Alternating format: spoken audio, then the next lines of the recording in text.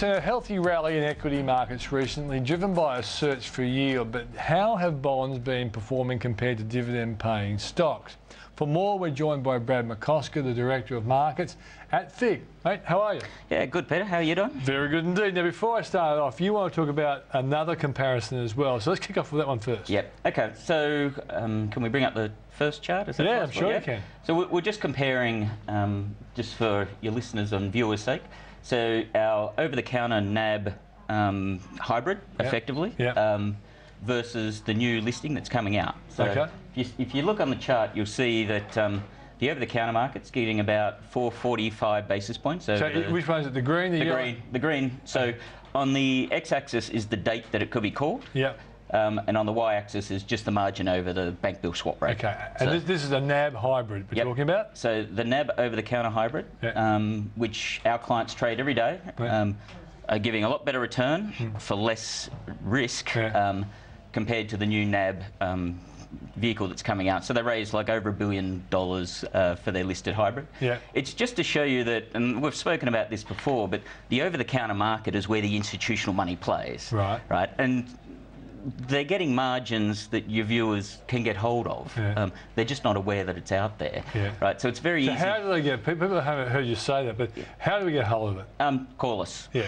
So you're saying, I think an organisation like yours buys them in bulk, breaks up in a small amount so you can access parts of it. So that's basically what you do. That's exactly like buying a carton of beer and the interbank market trades in cartons. We break it up and give your clients a can each. That's very kind of you. That's real liquid assets, isn't it, mate? Yeah, and it's, I suppose, a good comparison for the over-the-counter market versus the listed market, right? So these ones... And you're saying that there are listed ones that people can get access to, and anyone can get access through the ASX or through stockbrokers, but you're saying that there are other ways of accessing better returns. Yeah, absolutely. And not only that, but the product itself. So it may be a hybrid, for lack of a better term, but when you talk about the new Basel III regulations and APRA's view... people think it's Basel, but you pronounce it properly. Yeah, I've lived in Europe for a while, so I was going to say very Basel. Impressed. I'm back in Australia, we'll call it Basel III. If trouble strikes, and no one thinks that it's going to happen with NAB, and that's fine. But if it did, right, what you're going to get is your hybrids that are listed will convert into shares, and they'll be ranked equally to shares. With the over-the-counter hybrid, they don't. They stay preferential to shares if something goes wrong. That's interesting. So you're not quite comparing apples with apples. Even though the yield's better, the tenor's better, right? The risk is less. So this is where the professionals play. In other countries of the world, you can buy over-the-counter hybrids, can't you? Well, let's flip to the next slide, and we can show you. We've got over-the-counters for NAB. And it's, NAB is just another name. It's an Aussie stock. So we've got the green little dot. I'm going to have to make the font bigger for you next time. In the future, a lot bigger. Have a look at Lance Lyle's charts. He's got Lance learnt the hard way, and he's going right now. Okay, so go on. Patsy, remember that. Okay, so you just look at these are all NAB caps. So again, we're talking about NAB hybrids. I thought I'd compare apples for apples as much as I can. And if you're like me and you've left money overseas before you've returned to Australia, you can have for the same risk, right, same name, you can have a better yield. So say the euros are trading far above the Aussie. Oh, so these are NAB products being sold overseas. Yeah, so this is where you enjoy the benefits of being an Aussie, right, overseas without having to leave the country. So you get the better returns because we know the Aussie names better. They're not as well researched overseas. So you kind of got a competitive edge if you're comfortable with the name. Right? And if you've got money overseas or you want to put money overseas. So you're also saying, as an organisation, FIIG can get access to those. Yeah. So which normal Australians don't even think about doing. Yeah, and usually I don't like talking about hybrids, as you know. But our clients have been looking for these. They've compared it to what's out there in the listed market, and this is one of there's plenty of examples. Yeah. Okay. Now you're teaching me something here. Next chart. Finally, the worm's turned. Eh? Yeah, it's about time. Yeah. So this is an interesting one.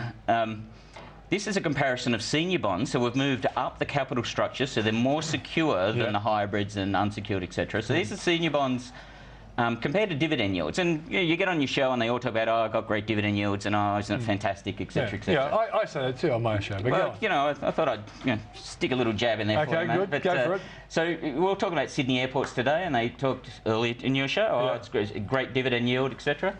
Which bar is it? So the dividend yield is so I've gone the green and gold here. Yes, very impressive, very impressive. Very patriotic today. So the dividend yields are the gold and the bond yields are the green. Okay, and which is the first one? So Southern Cross is the first one. Yes. And you can see that you can get a higher bond yield, right, which is obviously less risky than you can on your shares. Okay. Right. Go to the next one, Investro, which is natural gas. Again, you can get a better yield on your bonds than you can on your equities. Yeah. Next one's Wesfarmers. Yep, you can get a better dividend yield than you can bonds. That's, Mirvac, though, you get a better yield on your bonds than you do your shares. So the bottom line is you should be making these sort of comparisons. Don't assume, right, that you're getting, because it's dividend yields, and we all talk about dividend yields in the press, that they're the best way to go. On that group there, what is the best quality company in your assessment, and what's the bond yield of that company? I always talk relative yield, so I have personal favourites, and it's not up to me to give advice, etc. I do like, and I mentioned Southern Cross with you months ago, 4 or 5 months ago now. I love the fact that they're not just a flat rate bond, but they're actually CPI indexed. So if we have this, if QE exponential prints out too much money and we all get a spike in inflation, up goes your yield. Okay. Right. So. And so, what is that yield at the moment? It's about 6.5%, assuming 2.5%. Well, you're making a very good point, because the stock market's run ahead. A lot of good companies' yields have now got down into the 5 or 6 area, even a bit below. It's probably the right time to start comparing bond yields as well. Well, actually, go to the next chart. We're on a roll here. Usually, you're allergic to my charts, but I'm enjoying it today.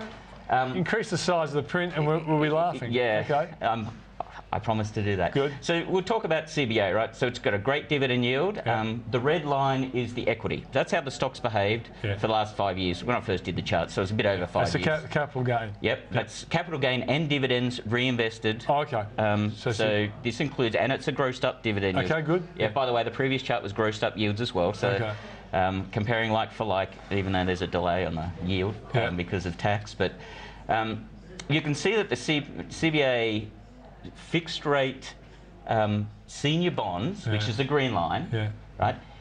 Yes, it's slightly below equity today and in the last few days, but look at the ride you've had, right, which is the red line, that's your equity for the last 5 years, compared to guys who had the senior bond, were just ticking away, went through a crisis, it's fine. And like I said, this is the senior bond accessible for everybody, or once again, was we can get it accessible for people. Yeah, but not for normal people. You have to get someone that, like you, buys them big and breaks them up.